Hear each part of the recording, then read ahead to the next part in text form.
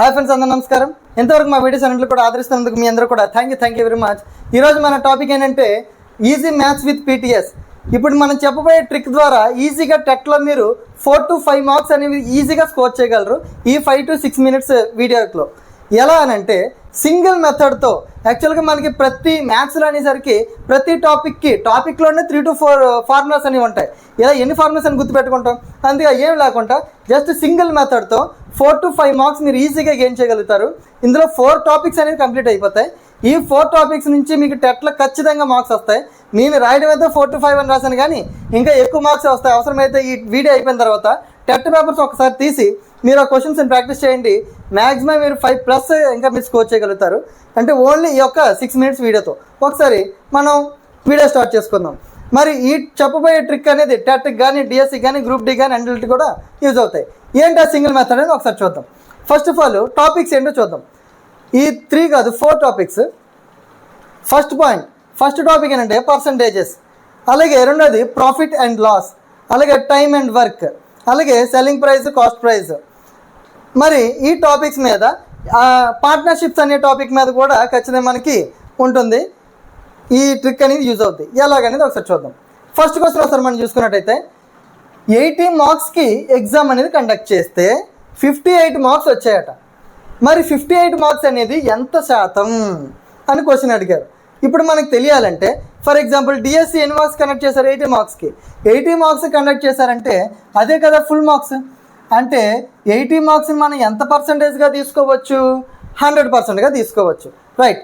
Next 58 అనేది ఎంత శాతం మనకు తెలియదు కాబట్టి X%గా రాసుకుంటాం. ఇలా రాసుకొని అంటే మార్క్స్ అన్నీ ఒక దగ్గర రాసుకున్నాం, పర్సంటేజ్ అన్నీ ఒక దగ్గర రాసుకున్నాం. ఈ ఫార్మాట్ మనకు తెలియాలి. ఇప్పుడు అడ్డగుణ అంటే క్రాస్ మల్టిప్లికేషన్ చేయండి.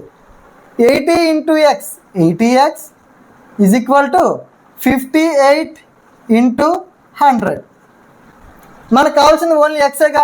ఇక్కడ 80 ఇంటూ చేస్తుంది, మల్టిప్లై చేస్తుంది, అటు వెళ్తే డివిజన్ అవుతుంది. అంటే బై 80.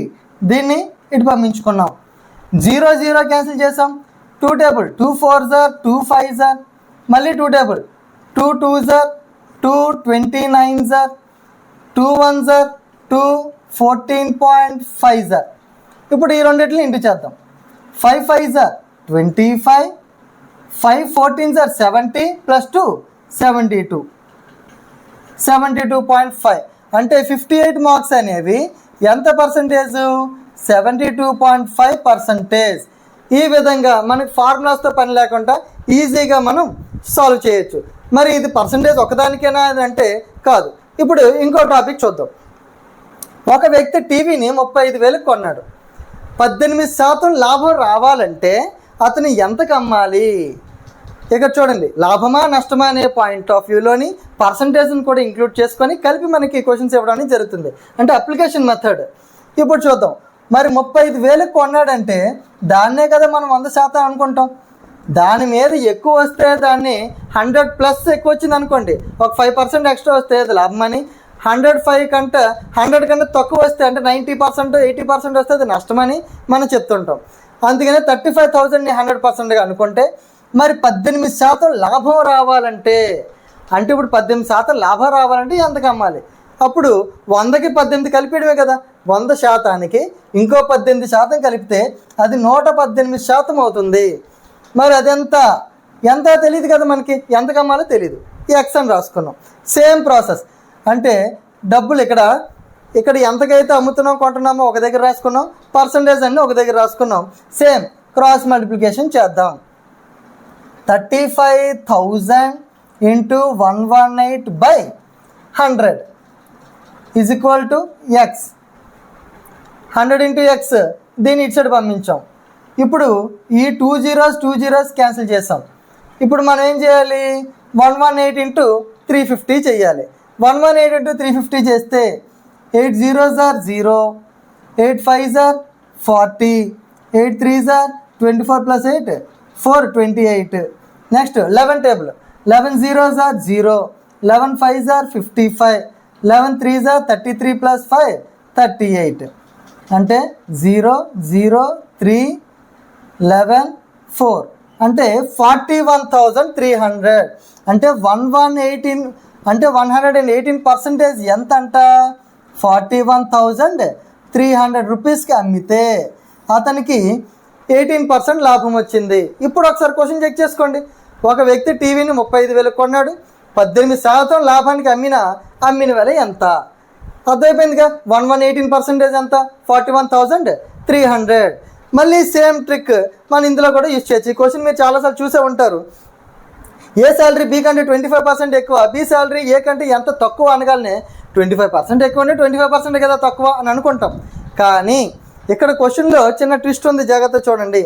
ఏ శాలరీ, ఇక్కడ చూడండి, ఏ శాలరీ అట బి శాలరీ కంటే ఎంత ఎక్కువ, 25% ఎక్కువ. అంటే ఇప్పుడు బి శాలరీని మనం ఎంత తీసుకుందాం, 100గా తీసుకుంటే 100 కంటే 25% 125%. అప్పుడు ఏ ఎంత అవుతుంది, 125% అవుతుంది. క్వశ్చన్ ఇక్కడ అయిపోయింది. ఇక్కడ ఏ 125 వచ్చింది, బి 100% వచ్చింది. ఇప్పుడు మళ్ళీ మన క్వశ్చన్ ఏం అడుగుతున్నాడు, బి శాలరీ ఏ కంటే ఎంత తక్కువ. ఇప్పుడు ఎవరిది తీసుకోవాలంటే 100%గా దాన్ని ఈ 125 అనేదాన్ని మనం 100%గా తీసుకోవాలి. అంటే 125ని 100%గా తీసుకొని బి శాలరీ ఎంత మనకు తెలియదు కదా, బి శాలరీ ఎంత తక్కువ అన్నాడు కదా. ఇప్పుడు బి శాలరీ 100 రూపీస్ అని తెలుసు, ఇది పర్సంటేజ్ అంతా తెలీదు, X% వేసుకున్నాం. సేమ్ క్రాస్ మల్టిప్లికేషన్ చేద్దాం. 100 × 100/125. మరి 125ని 25 టేబుల్లో క్యాన్సిల్ చేద్దాం. 25 5s are 25, 4s are 5 1s are 5, 20s are 20 × 4 80%. అంటే బి ఎంత శాతం అయినట్టు, 80%. ఇప్పుడు చెప్పండి, ఏ కంటే బి ఎంత తక్కువ, 20% తక్కువ. చూసారా, 20% తక్కువ. మరి అక్కడ ఇక్కడ ఏం టాపిక్ అన్నారు, ఏ శాలరీ బి కంటే 25% ఎక్కువ, బి శాలరీ ఏ కంటే ఎంత తక్కువ అంటే 25. అక్కడ ఆప్షన్లో కనిపిస్తుంది, 25 కాదు. మనం సేమ్ మెథడ్లో చేసినప్పుడు మనకేమొచ్చింది, 20% తక్కువ అని వచ్చింది. ఓకే, ఇలాంటి మెథడ్స్ ఉంటుంది. ఇంకా ఫైనల్గా టైమ్ అండ్ వర్క్లో కూడా ఒక సమ్ చూద్దాం. 5% ఒక వర్క్ని, ఇక్కడ జాగ్రత్త చూడండి. ఇక్కడ వరకు ఏంటంటే ఇక్కడ మనీ పెరిగితే పర్సంటేజ్ పెరిగింది. ఇక్కడ చూడండి, మనీ పెరిగితే పర్సంటేజ్ పెరిగింది, మనీ తగ్గితే పర్సంటేజ్ తగ్గింది. ఇక్కడ ఏంటి, డైరెక్ట్లీ ప్రపోర్షన్గా ఉంది. కానీ టైమ్ అండ్ వర్క్లో అలా ఉండదు, ఇది ఇన్వర్స్లీ ప్రపోర్షన్గా ఉంటుంది. ఒకసారి చూద్దాం. 5% ఒక పనిని 22 డేస్లో చేశారట. 5% ఒక పనిని 22 డేస్లో చేశారు.